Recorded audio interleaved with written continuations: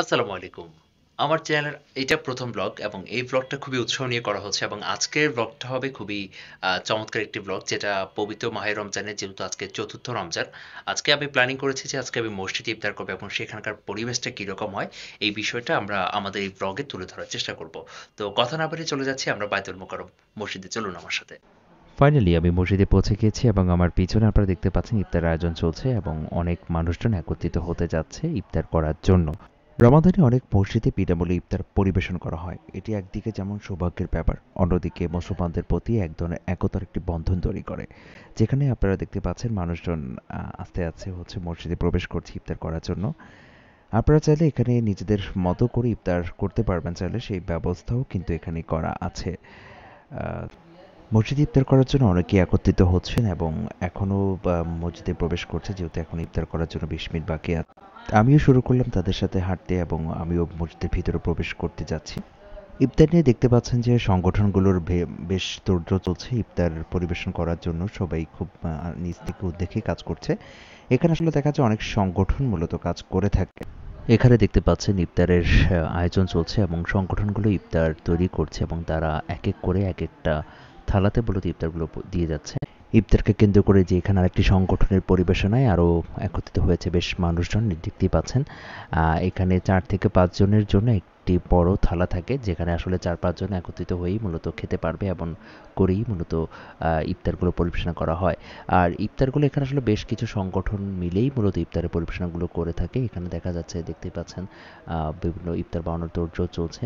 আর এখানে মানুষজন অনেকেই এখানে বসে আছে, আরও মানুষজন আসছে যারা উজু করে ইফতারের জন্য যাবে জায়গা মতো। এবং এখানে দেখতেই পাচ্ছেন আমি ক্যামেরাতে যতটুকু পারছি দেখাচ্ছি। আসলে মসজিদে ক্যামেরা নিয়ে প্রবেশ করার একটু বিধিনিষেধ আছে।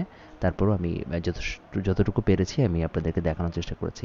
আপনারা দেখতেই পাচ্ছেন এখানে কি পরিমাণ মানুষ, আসলে না আসলে বোঝা যাবে না। কয়েক হাজার মানুষের আসলে ইফতারের আয়োজন করা হয়েছে এই বায়তুল মোকাররম মসজিদে। আপনারা দেখতেই পাচ্ছেন এখানে প্রচুর মানুষ, আসলে প্রতিটা একত্রিত হয়ে যে একটা অনুভূতি, সেটা আসলে এখানে আসলে বোঝা যায়।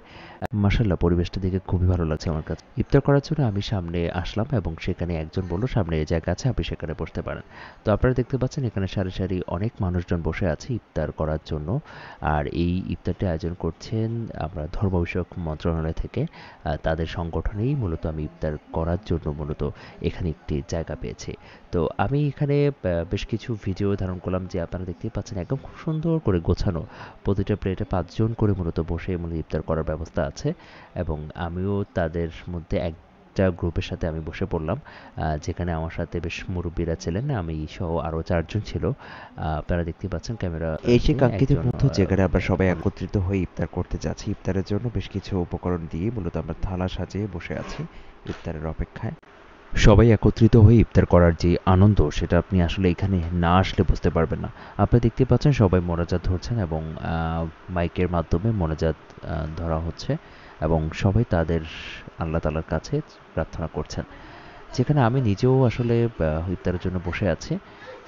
ইতিমধ্যে আজান দিয়ে দিয়েছে এবং আমরা সবাই ইফতারের জন্য প্রস্তুতি নিয়ে যে খেজুর নিয়ে মূলত ইফতারটা শেষ করলাম। আজকের ইফতারটা অসাধারণ ছিল। একত্রে ইফতার করা এবং মসজিদে ইফতার করার এক ধরনের শান্তি পাওয়া যায়।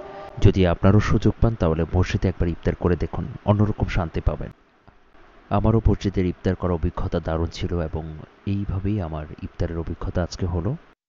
আশা করছি আপনাদের ভালো লেগেছে আমার ভিডিওটি, আর আমার এই প্রথম ব্লগটি আপনাদের কাছে ভালো লেগে থাকলে অবশ্যই কমেন্ট করে জানাবেন।